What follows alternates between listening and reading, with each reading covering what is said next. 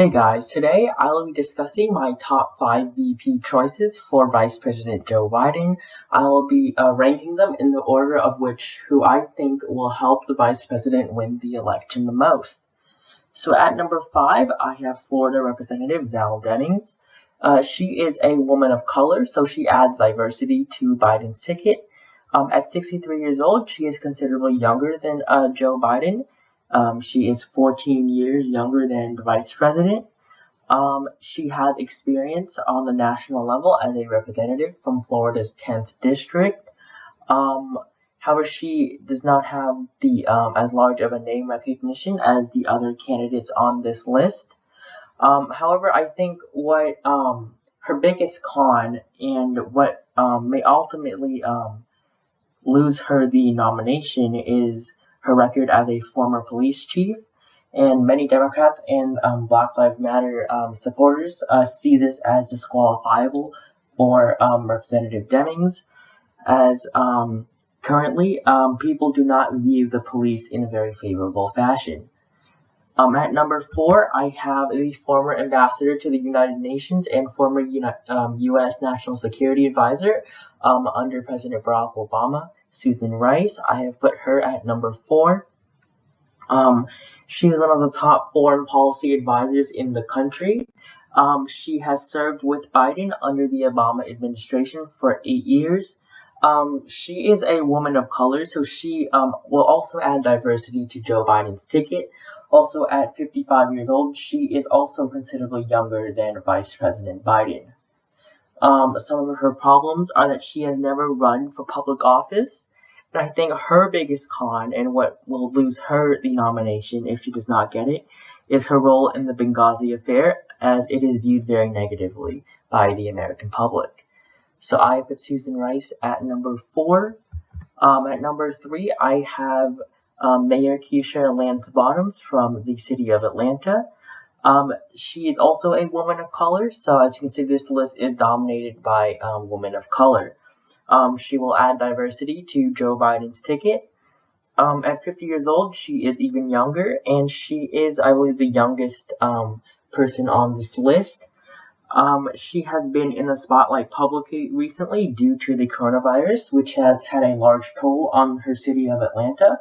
And recently she has experienced a lot of exposure, which is increasing her name recognition around the country. Some of her cons is that she is only a mayor. She has no national experience. She has she's not a governor or a senator or representative. She is only a mayor, however, of a large city.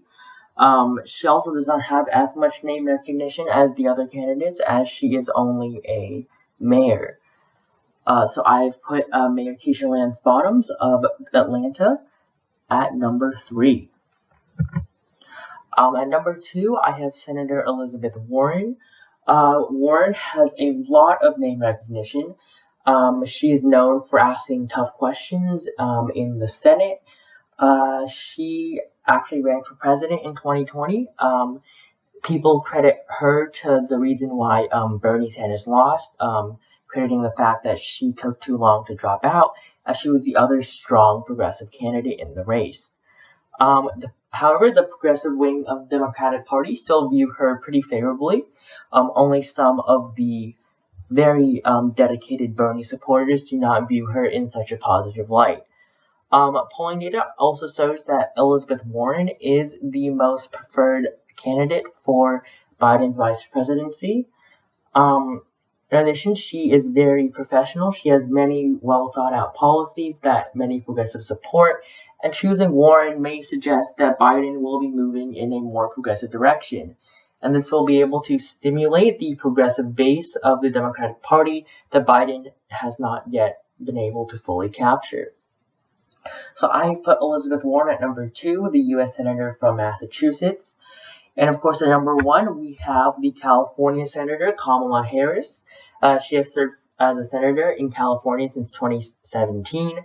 Before that, she was the Attorney General of California from 2011 to 2015 to 2016. Before that, she was the San Francisco District Attorney since 2003. She provides balance to the ticket. Currently, she is 55 years old, which makes her 22 years younger than Biden. She is a woman of color. She is not African American. She is part Jamaican and part Indian.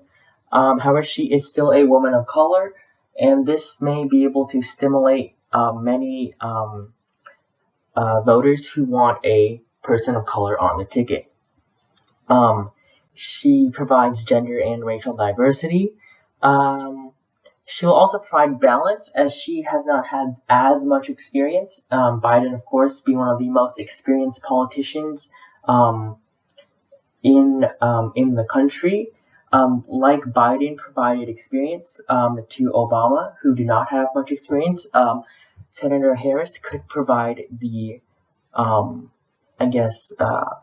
less experienced to balance out Biden's large amount of experience.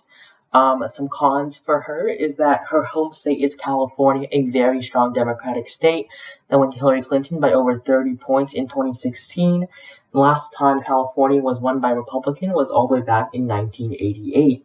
So she does not, even if she does increase the turnout for the Democratic Party in California, it will not make a difference because California is a very safe Democratic state.